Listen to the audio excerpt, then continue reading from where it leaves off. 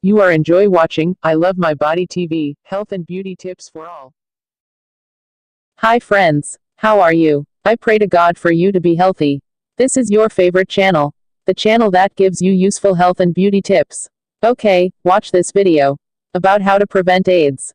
Tips number 6. AIDS phobia, or HIV anxiety disorder, is a much overlooked condition that affects a large demographic. People suffering from this disorder remain extremely anxious and often paranoid about contracting HIV/AIDS despite being reassured by doctors and health advisors, and even having taken blood tests which prove that they are not infected. In this informative article, HIV anxiety disorder is explained and its treatment discussed.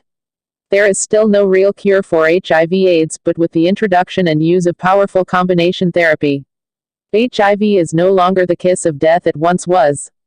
Though complacency would be misplaced, there really is no need for the awful anxiety that so many have experienced in the past. Where HIV was once shrouded in mystery, and even called God's vengeance, today we know that HIV is a viral infection that may be acquired through a few well-established routes. We know that HIV transmission can occur through sexual contact, blood-to-blood contact, such as sharing hypodermic needles, and passed from mother to baby during pregnancy, the birthing process, or through infected breast milk. HIV simply cannot be transmitted through activities such as hugging or most kissing, nor can it be acquired from toilet seats, shared eating utensils, glasses, cups or plates, etc. Because of this, there is no real need to be anxious about these particular areas. In truth, HIV is a remarkably fragile virus, or to be more exact, a retrovirus, that it can only survive for a very brief period when outside the body.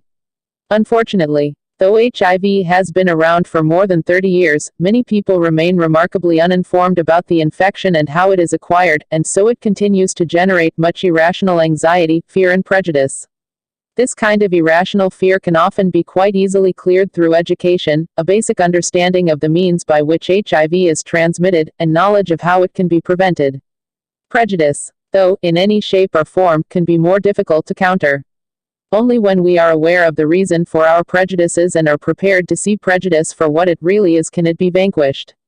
But apart from the fear and anxiousness that can come from basic ignorance and blind prejudice, there is also another form of fear that can develop regarding HIV/AIDS, and this is what has come to be known as AIDS phobia.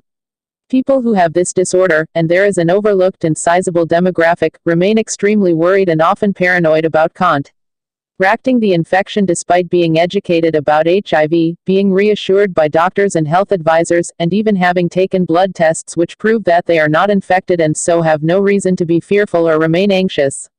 Such people are what has been referred to as the worried well. For such people, AIDS phobia is an extreme anxiety disorder.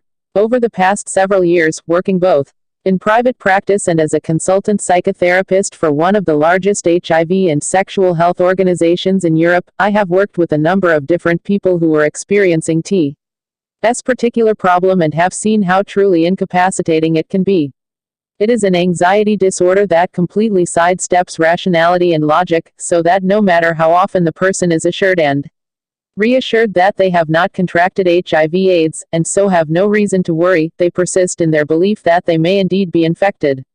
Based on experience, I believe the word phobia is, in fact, inappropriate here, because it sounds like something that can be quite easily treated with simplistic measures such as a couple of NLP or EFT techniques, simple desensitization, or a few counseling sessions. Phobia suggests that it is nothing more serious than a fear of spiders or elevators or having to stand up and talk in front of other people. This in no way minimizes the real difficulties experienced by people who have these common phobias, but these things are true phobias and so can very often be cleared in just a couple of brief sessions using the right kind of therapeutic techniques. Though AIDS phobia can indeed be successfully treated, it differs from other phobias, and so can often resist conventional treatment.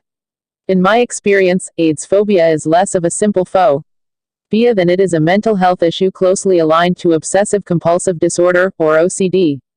For this reason, I prefer to call it HIV anxiety disorder or HIV/AD.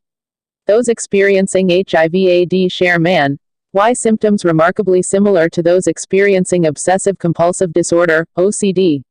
These include fear about safety and security, thinking or feeling that objects are dirty or contaminated, worrying about health and hygiene, and intrusive, disturbing thoughts about aggression or sex. Underlying issues connected with sex, sexual orientation, the fear of illness, abandonment, or of death very often pre-exist the appearance of HIV anxiety disorder. Often the person presenting with HIV-AIDS has experienced a strict upbringing in which sex was very much a taboo subject, or in which certain forms of sexual expression were frowned upon, or have undergone premature sexualization experiences, and so powerful feelings of guilt have been subconsciously associated with the sexual urge, and these have then become internalized. In others, illness, the death of a relevant other, or the experience of being abandoned or rejected at an early, formative age has left the person with an underlying sense of fear. Often guilt and fear coexist, and when these powerful emotions are combined, then the ground is fertile for HIV anxiety disorder to manifest itself. Treatment involves going to the cause of the fear and resolving both this and any guilt that may be driving the disorder. This means uncovering those earlier, initial sensitizing events that laid the groundwork and in all probability preceded the actual HIV-AIDS symptoms, and then reprocessing the subconscious mind's interpretation of such events so that it can clear the anxiety. This is most effectively accomplished through the use of hypnosis and hypnotherapy strategies, which allows direct access to the subconscious mind.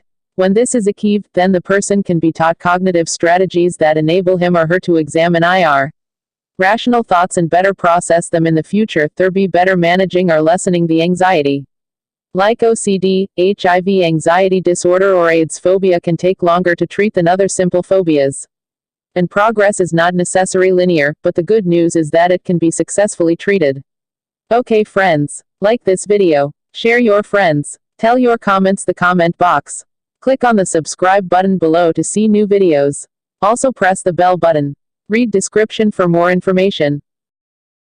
Thanks for watching.